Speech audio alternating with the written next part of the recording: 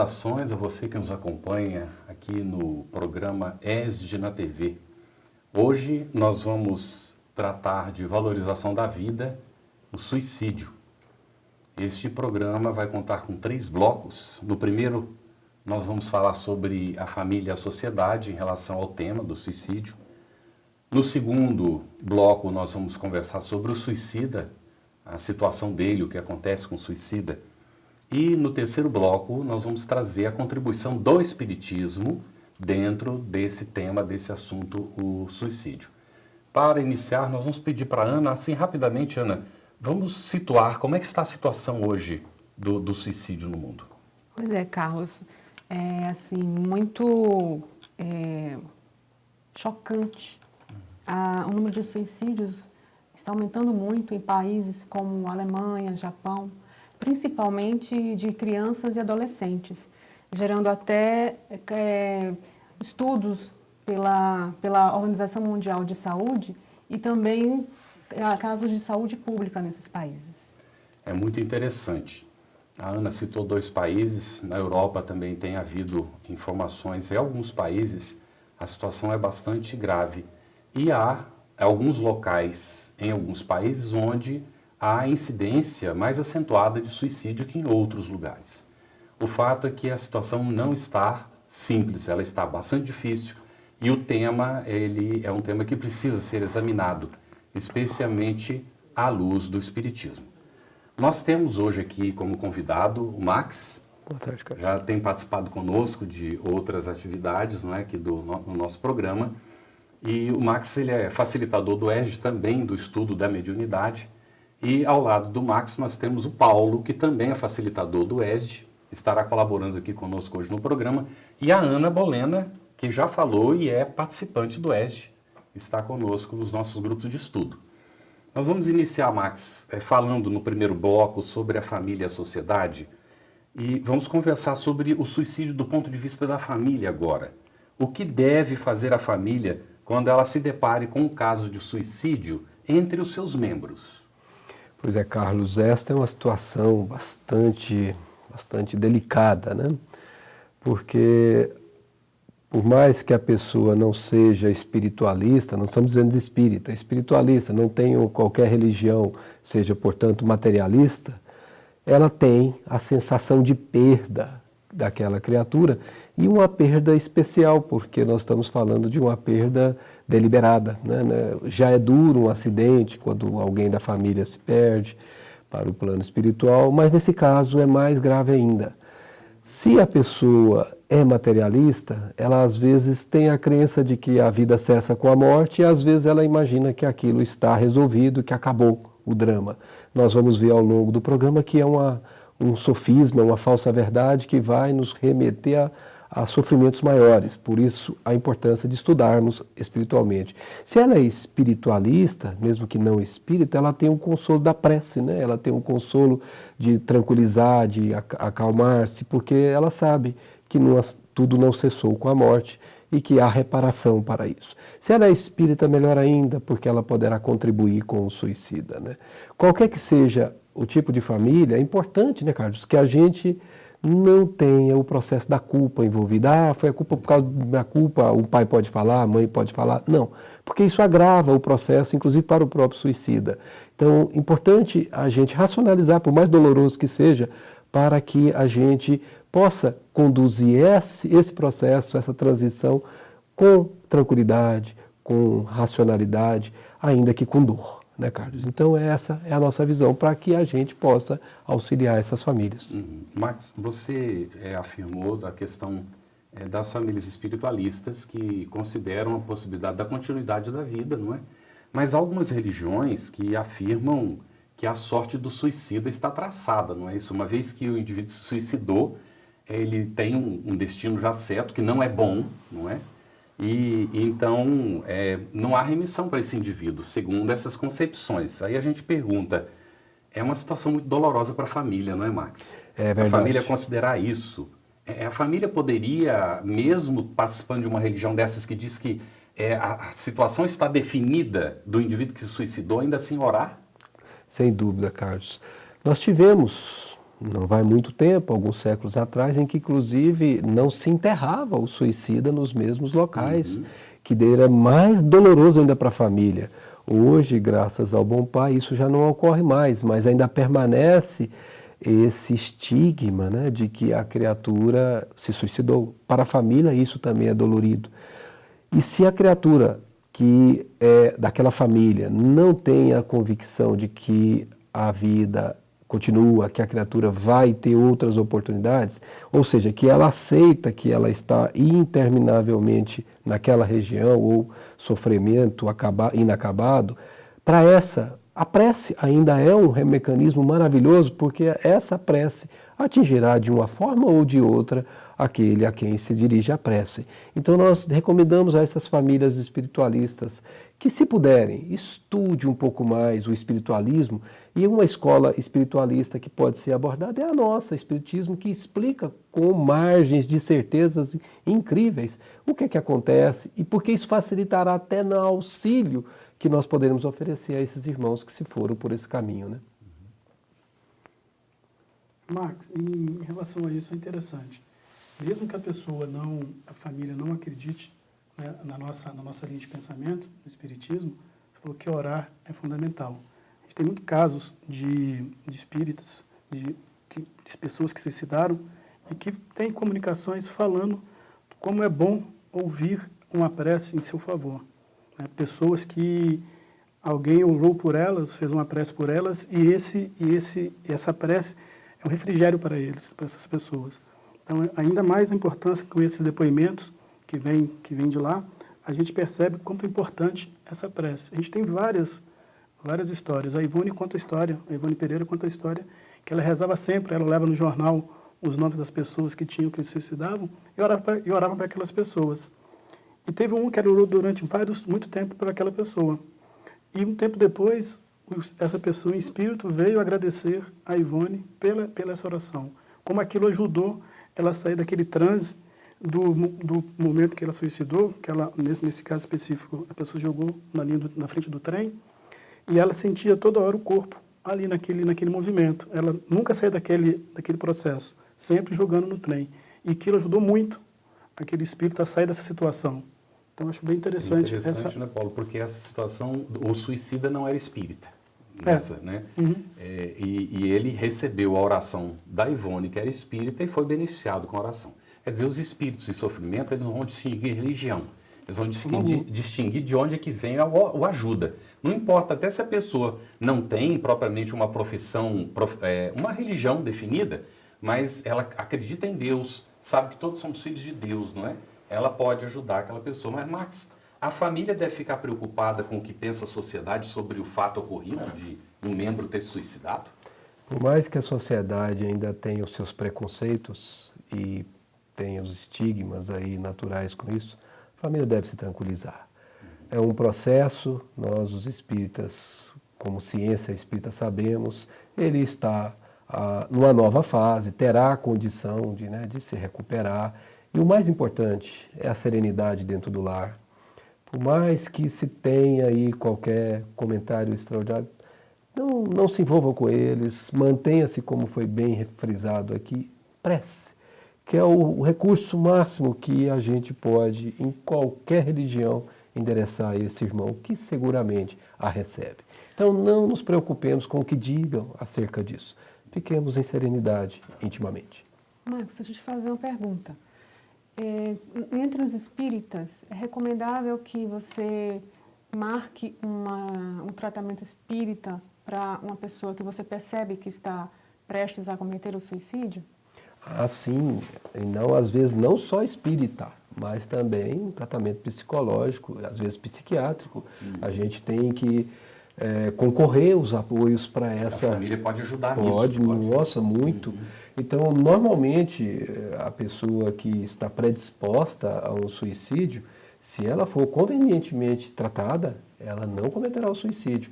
E se oportunamente houver ocasião, aproximar a religiosidade dessa pessoa, não aquela religiosidade pedante, que não aceita-se dentro da gente, mas aquela religiosidade que a razão incorpora. É aquela religiosidade em que nós sabemos e não cremos apenas. Nós sabemos e a certeza nos dá essa segurança para mudar o nosso ponto de vista de um suicídio. Então há sim, e se a situação estiver no processo de grave, as casas espíritas têm um recurso do atendimento fraterno, tem alguns locais específicos, como apoiar, como fazer tratamento durante semanas e acompanhamento personalizado para que auxilie essa criatura a sair desse processo. E Max é uma pessoa que não é propriamente da família, mas ela se condói com a situação, não é da família, já ocorreu o suicídio. Essa pessoa, ela pode auxiliar essa família a se recuperar desse trauma, vamos dizer? Sem dúvida, Carlos. E se ela for espírita, poderá muito mais, porque ela detém recursos do conhecimento e um conhecimento especial acerca das coisas do mundo espiritual. E esse conhecimento levado de maneira clara aos nossos familiares pode tocá-los.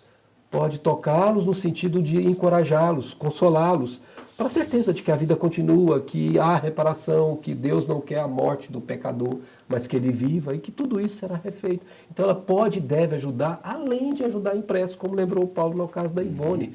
Todos nós podemos auxiliar qualquer que seja o suicida, independente de anônimo ou não para as nossas vidas pessoais. Muito bem, estamos aqui neste primeiro bloco que está se encerrando neste momento, vendo a questão do suicídio em relação à família, à própria sociedade. Voltaremos daqui a pouquinho, fique aí para tratar então da questão do suicídio em si.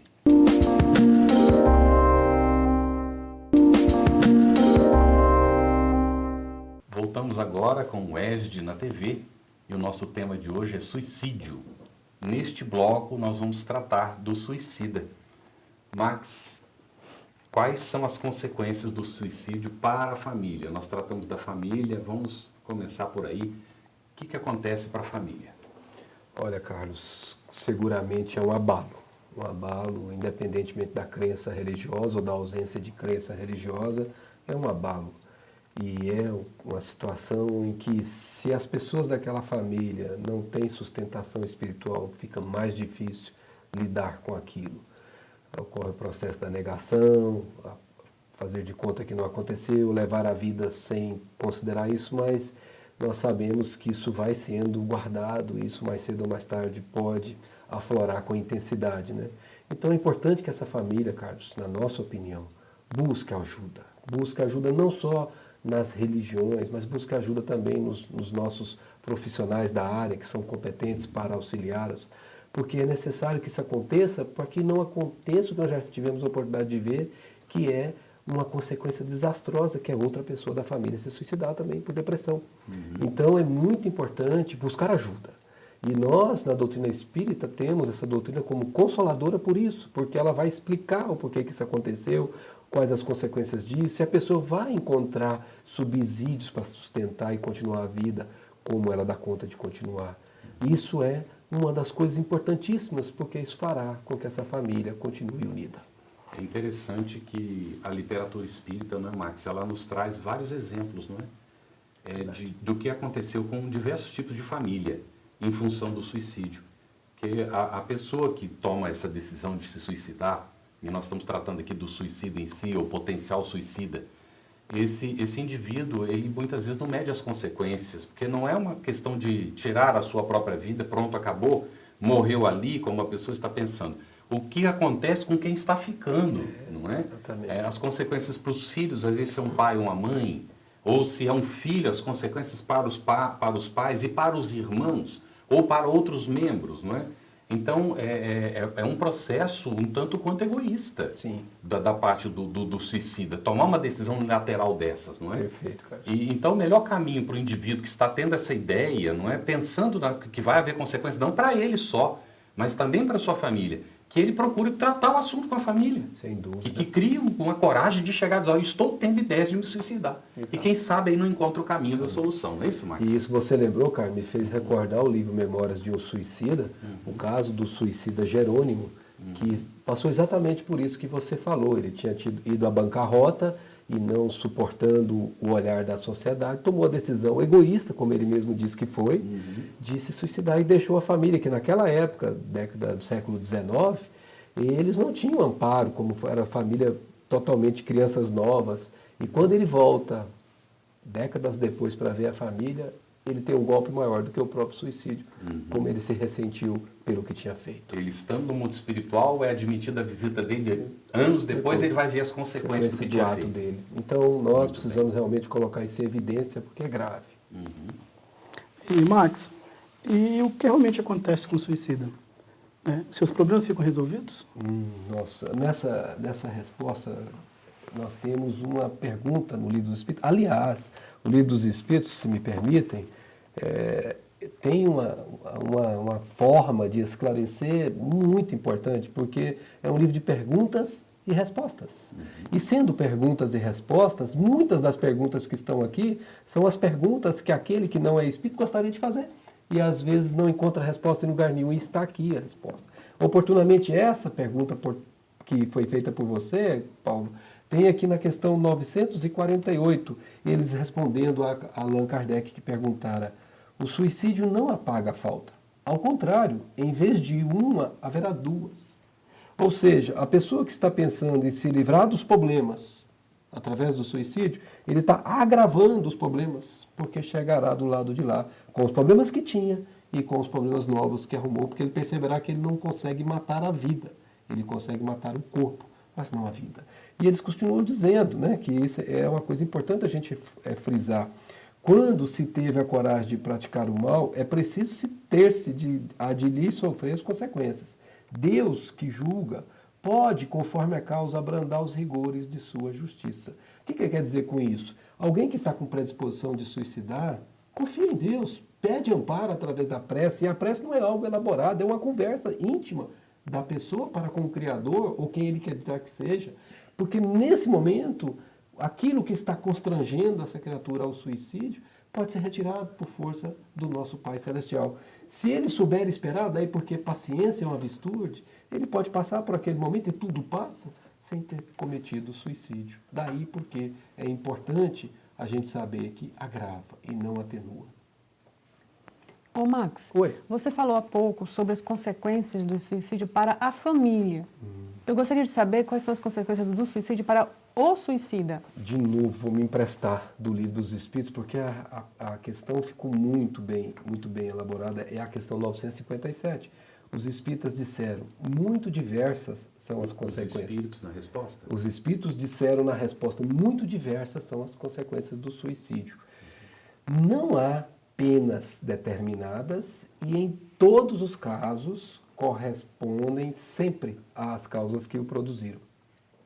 O que quer dizer o seguinte, há atenuantes e há agravantes, mas sempre há consequências, sempre, em todos os casos.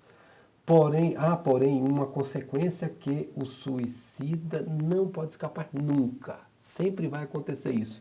E essa nós já sabemos, é o desapontamento. E especialmente para aqueles que são crentes de que a vida cessa com a morte. Ele vai chegar do lado de lá, como a gente tem diversos relatos, como o Paulo falou, nós que trabalhamos com reunião mediúnica, conversamos com eles. E eles contam exatamente isso, que a maior tristeza para eles depois que eles tomaram de novo a lucidez foi o desapontamento de saber que não eliminaram os seus problemas, mas que agravaram, porque a vida continuava e eles não sabiam disso. E eles continuam dizendo, né, mas a sorte não é a mesma para todos, dependendo das circunstâncias, como a gente falou, agravante ou atenuante, às vezes foi levado a, e pode ter inclusive qual contribuinte para esse processo acontecer, né?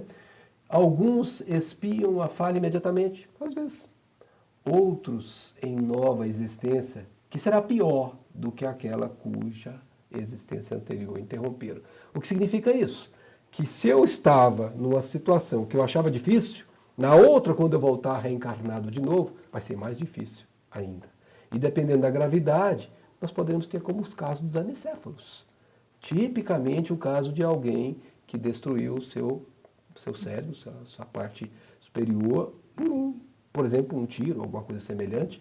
Ele precisa reencarnar, às vezes, para se utilizar da matéria orgânica para reconstruir perispiritualmente, ou seja, o corpo espiritual, numa encarnação que parece, para aqueles que não conhecem isso, que não faz sentido. Daí porque a doutrina espírita jamais pode permitir que se pense em abortar um anencefalo, mas ao contrário, deixe viver, porque aqueles poucos minutos, aquelas poucas horas estão contribuindo para a restauração daquilo que foi danificado. Isso vai valer para todas as situações de identificação de problemas na vida intrauterina, não é isso, Exatamente, Max? Carlos. Porque pode não ser um anencefalo, mas ele pode já ser detectado algum defeito físico, algum outro tipo de problema que pode ser justamente a oportunidade para a recuperação, não é isso? Perfeito, Carlos. E mais do que isso, a família está envolvida. Acabamos de falar agora há pouco da família, da questão, Isso. a família que recebe esses tipos de espíritos e suicidas, elas com certeza são coadjuvantes no processo anterior. Elas têm a parte delas de restabelecer. Daí porque as mães, como nós vimos muitas, recebem esses filhos com um amor desvelado, porque é como se ela estivesse ressarcindo um débito de amor para com aquela criatura. Nós vimos há muitos anos uma situação como essa, de uma situação da cabeça ficar grande, que ela vai ficando com água, não é? Hidrocefalia. Hidrocefalia. E porque os condutos não drenam, não é? E ali nos foi dada a informação de que era um caso de suicídio. E que o indivíduo estava espiando, não é? E tinha usado muito mal a inteligência e tinha se frustrado e, naturalmente, como você colocou, se frustrou de novo quando se deu conta, né, da problemática. Sim. Mas, Max, como o suicida vai se recuperar do dano causado para si mesmo e para a sua família? Então, Carlos, a gente lembra de novo Jesus, quando, resgatando a primeira revelação, diz que o Pai não quer a morte do pecador, mas que viva, né? Nós sabemos que existem os benfeitores, os anjos guardiões no plano espiritual. E se o suicida ou qualquer pessoa que esteja do lado de lá necessitando de acolhimento, de ajuda, de amparo, tem o arrependimento, tem a consciência de que precisa se restaurar, ele é prontamente atendido, Carlos. Não há pena sem remissão, ele estará todo o amparo espiritual na sua recomposição perispiritual, na sua recomposição moral, na sua recomposição espiritual, psicológica, porque vai estar abalado. Tudo isso feito de uma maneira amorosa, caridosa, por benfeitores que nós aqui da Terra nem nos damos conta de que existem quando não o estudamos, né? E é importante a gente observar também que quem quiser conhecer um pouquinho mais disso, há um livro esplendoroso que Ivone do Amaral Pereira escreveu, que se chama Memórias de um Suicídio, e conta sobre esse amparo com detalhes, como eles foram levados para uma instituição correcional chamada Instituição Correcional Servos de Maria, e lá como eles passaram anos sendo preparados nos aspectos morais, além dos aspectos perispirituais. É uma bênção a gente poder conhecer isso, para né, Carlos? poder reencarnar. Reencarnar em melhores condições, né, Carlos? Isso. É importantíssimo destacar, ao final desse nosso bloco, que o Espiritismo não estabelece nenhum tipo de julgamento. Quando nós damos um exemplo, por exemplo, de uma pessoa com uma situação de nascer com anencefalo, ou de ter esse problema que a gente falou, de hidrocefalia, ou qualquer outra problemática, não necessariamente a pessoa cometeu suicídio. Existem inúmeras causas para as nossas dores e sofrimentos na vida. O fato é que Deus nos ama. E toda situação que nós passamos por necessidade nossa de evolução espiritual, não é isso, Max? Isso mesmo. Então, nós não estamos e não temos autorização, de forma nenhuma, de estabelecer qualquer tipo de julgamento. Um exemplo não se encaixa em todas as situações. Com certeza. E as situações variam muitíssimo. O que deve preponderar, como você colocou, é o amor que a gente vê, não é, das pessoas, mães, pais, em favor dessas criaturas que nascem com essas necessidades especiais. Vamos para o nosso intervalo, retornaremos em poucos minutos, fique aí, já já estaremos de volta.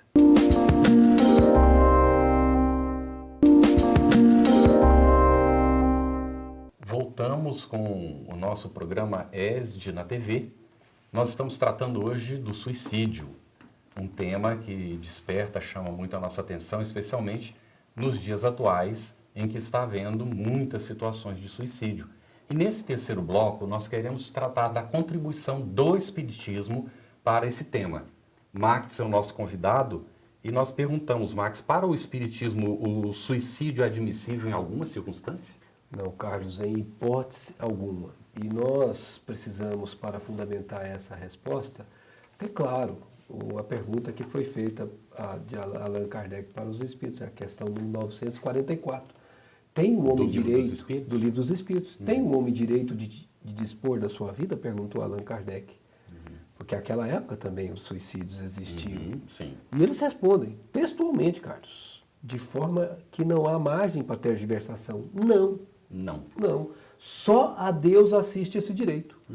O suicídio voluntário é uma afronta às leis de Deus.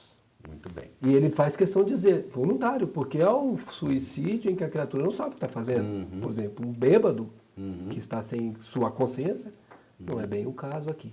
Mas tem um atenuante. Atenuante. Mas esse caso em que a criatura sabe o que está fazendo, ele está Mas e se a pessoa se embebedar para se suicidar? Duplamente qualificado agora nesse processo, porque ele fez premeditado. Então, agrava o dano que ele vai sofrer após o suicídio. Bem. A justiça divina acompanha, então, muito de perto todas as situações que estão internas, que o indivíduo está vivenciando. Sem dúvida, Carlos. Nós sabemos, e foi mencionado, o Paulo, inclusive, gostaria que o Paulo nos desse mais alguma contribuição sobre isso. É que o Espiritismo dá uma grande colaboração para essa situação dos suicidas, porque os recebe no atendimento espiritual, não é? Em trabalhos mediúnicos. Você tem algum exemplo, Paulo, que você tenha vivenciado, que você possa nos colocar? Tem sim, Carlos. Nas reuniões que a gente participa aqui na FEB, reunião mediúnica, certa feita a gente recebeu um espírito que tinha suicidado com, ele fala, até um punhal no peito. E ele enfia um punhal e, por algum motivo, para ele, né, por algum motivo, o punhal não tinha feito o que ele queria, que era a morte. Ele falou que ia se extinguir tudo. Então ele procura os familiares, corre atrás dos familiares querendo ajuda, e os familiares não atendem, claro, porque ele já estava desencarnado. E aquela situação perdurou. Ele ia para a rua, chamar as pessoas na rua, e aquilo, para ele, ficou naquele processo com um punhal no peito. Até ele ser atendido na reunião mediúnica que a gente participa, e ele finalmente foi atendido, e no diálogo que foi feito, foi falado para ele se acalmar, que os médicos já estavam tratando, estavam tirando um punhal do peito dele, que estava sendo feita uma cirurgia para tampar aquele sangue, que estava vindo sangue. Então foi todo um processo de ajuda ao suicida, sem se importar pelo motivo, por que ele fez aquilo. Apenas ajudar aquele irmão que estava sofrendo. E ele foi atendido e provavelmente ele foi atendido e logo após ele adormeceu, e quando ele acordasse no hospital onde ele está, ele seria esclarecido a situação que estava acontecendo com ele. Certo. Foi muito, muito interessante, muito bonito ao mesmo tempo. É interessante que você comentou que não foi questionado as causas, as razões, não é? Dele ter cometido o suicídio. Foi simplesmente prestada ajuda naquela circunstância. Mas a ajuda aconteceu porque já havia passado um certo tempo, não é isso?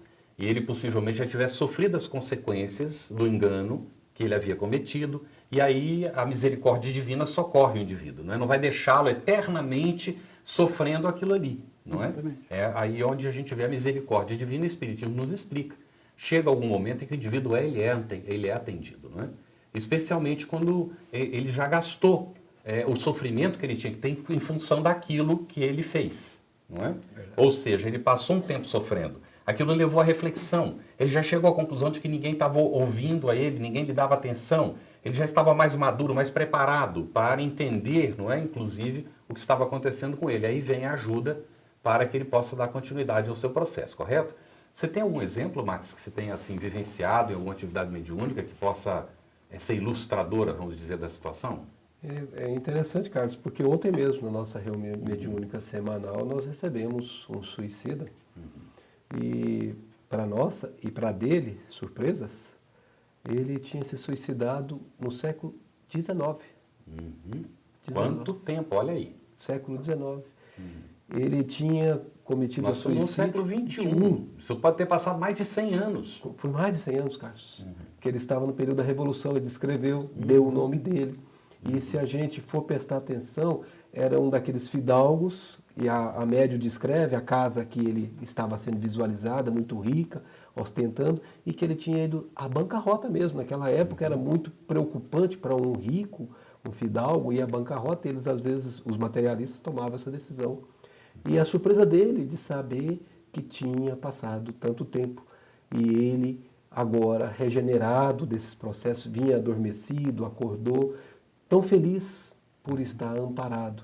E naquele dia ele começava a receber as primeiras ajudas para uma nova encarnação, que ele terá que reviver as mesmas situações para ser de novo tentado ao suicídio e combater essa... Resistir e não cair mais naquela nessa situação. Ô, Max, Isso mesmo. Oi? você comentou no bloco anterior sobre os servos de Maria. Né? Eu queria lembrar sobre no livro Memórias de um Suicida, que você também já comentou, que Maria de Nazaré, que é a nossa Mãe Santíssima, no plano espiritual estabeleceu vários centros de pesquisa, de resgate de espíritos, de suicidas. E também criou universidades no plano espiritual para recolher esses espíritos, onde eles vão ser tratados. E depois de tratados, eles são encaminhados a estudos nessas universidades, principalmente para processos de reforma íntima, que lá são rigorosíssimos, né? Durante os quais os instrutores espirituais falam dos defeitos de cada um, para que as pessoas vejam as suas dificuldades, as suas limitações e não voltem a cometer suicídio em sua próxima reencarnação. Então, como você comentou agora desse caso inusitado, né, do espírito do século XIX, eu queria que você comentasse um pouco sobre essa reforma íntima, que os colegas, os nossos irmãos espirituais, provavelmente orientaram ele para passar por esse processo. Então, essa observação que você fez foi muito boa, porque esse livro, Memórias de um Suicida, particularmente em nossa avaliação pessoal, é uma das 10 obras mais importantes do Espiritismo, porque conta exatamente sobre isso que você falou. Primeiro, que aquela instituição a que você se referiu não é uma instituição qualquer, ela chama-se instituição correicional. Por quê? Porque todo suicida é um trânsfuga da lei. E assim ele é tratado no plano espiritual. Pela misericórdia divina, ele é remetido a essas casas de socorro, de tratamento, de estudo, de esclarecimento e, finalmente, de tocar o sentimento. É nesse momento, quando ele tem o sentimento tocado, que ele delibera por si mesmo a volta à reencarnação com a certeza de vencer. E quando ele passa por esse processo, normalmente ele não reincide no erro. Quando ele vem para a reencarnação sem esses acompanhamentos todos, ele tem a chance de reincidir no erro. E é por isso que o mais importante dessa doutrina dos Espíritos, nós não temos dúvida em falar isso, é exatamente o aspecto de nos trabalharmos intimamente. Kardec chega a dizer que se reconhece o verdadeiro espírita como verdadeiro cristão pela reforma moral que faz em si. O que é essa reforma moral? Olhar para dentro, verificar os pontos que já estão, de certa forma, desenvolvidos, mas verificar também os pontos que são problema, que incomodam a ti mesmo e ao próximo.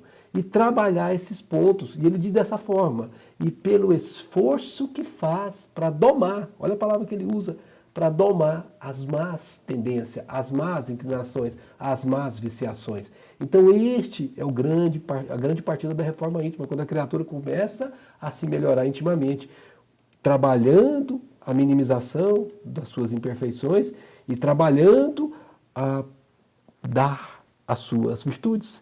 O que ele já tem de bom, cede. O que ele tem de ruim, reprime até eliminar. Ou seja, esta é a razão da reforma moral ou reforma íntima. E é por isso que o Espiritismo diz que fora da caridade não há salvação. Max, com essa visão a gente entende melhor o papel da oração, que a gente tocou anteriormente, não é? Mas que com o Espiritismo ganha uma dimensão muito grande. Quer dizer, nós vamos orar simplesmente para livrar o indivíduo do mal.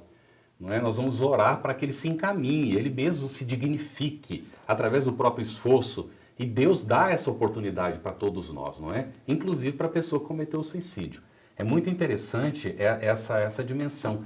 O efeito da oração não é somente paliativo para tirar o indivíduo da situação em que ele se encontra, correto? Correto. Mas inclusive para proporcionar a ele forças, energia, condição, para que ele possa fazer tudo isso que foi colocado, que a Ana chamou a atenção e que está em Memórias de um Suicida, que é a sua recuperação através desse processo todo, não é? Para dar continuidade à sua luta. Nós queríamos pedir, Max, aqui quase ao final do nosso programa, o que o Espiritismo esclarece finalmente sobre a questão do suicídio.